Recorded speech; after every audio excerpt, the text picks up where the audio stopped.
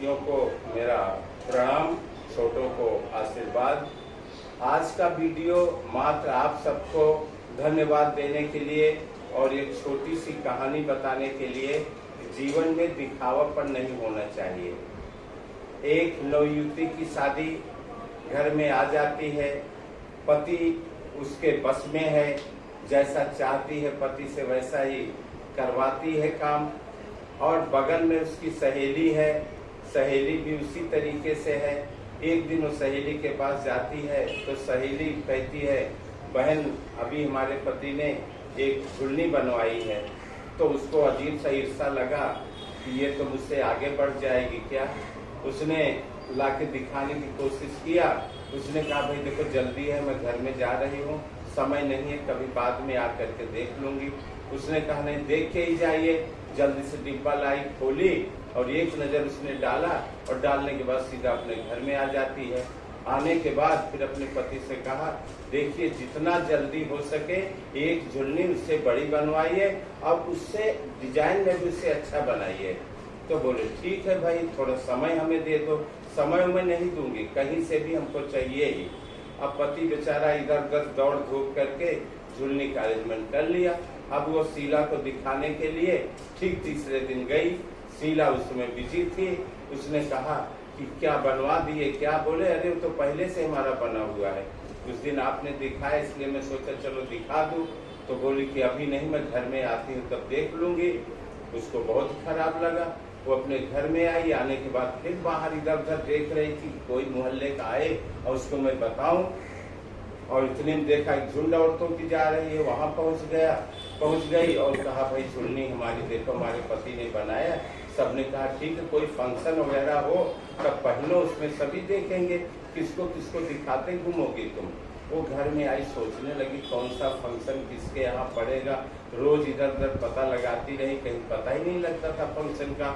उसके दिमाग में एक आइडिया आया कि अगर मैं आग लगा दूं घर में तो इसको बुझाने के लिए पूरा गांव की औरतें, पूरे गांव के लोग आ जाएंगे, उसी में मैं पहन लूंगी, सब देख लेंगे। वो आइडिया से हो गई। बगल में एक घास फूस की झोपड़ी छोटी सी बनी हुई थी गाय बांधने के लिए। उसने सोचा इसी में लगा दूं आग और सब लोग दौड़ के बुझा देंगे। जब उसने आग लगाया, हवा चल रही थी, आग का ऐसा असर हुआ कि उसका घर जला, घर के बगल में भी जल गया, उसके बगल में जल गया। गांव लेवल के लोग बाल्टी कुआं से पानी कितना निकाल के फेंकेंगे, ऐसे में करीब 10 घर जल गए। और वो इतने में फायर ब्रिगेड को किसी ने फोन किया, उसको आते आते 12 घर जल गए। आने के बाद सब इकट्ठे होके अफसोस करने लगे आग कैसे लगी, आग कैसे लगी। तो पता चला इन्हीं के घर से आग लगी हुई है। उस घर में इंक्वायरी किया गया, वो बोली हमको भी नहीं मालूम है। लेकिन वो औरत पति के प्रति इतना समर्पित थी, कभी पति से झूठ नहीं बोलती थी। उसने अपने पति से कहा गलती तो मेरी ही है, मैं इस झुलने को दिखाने के लिए कि लोग जल्दी से जल्दी जान जाएं और गांव में मैं गांव लेवल पे टॉपर आ जाऊं कि मुझसे बड़ी झुलनी किसी की नहीं है। इस विचार से मैंने इस झोपड़े में छोटे से आग लगा दिया कि इसको तो लोग बुझा ही देंगे, लेकिन हवा की वजह से कई घर जल गए, इससे मुझे बड़ा तकलीफ है। उस पतिदेव ने कहा ठीक है, सच्चाई तुम्हारे अंदर है, ये बहुत बड़ी बात है। मैं ये जान के बहुत खुश हूँ कि इतने बड़े अपराध को भी तुम्हारे सामने छिपा नहीं रही हो, बता दिया। लेकिन अब जीवन में याद रखो, दिखावापन नहीं होना चाहिए।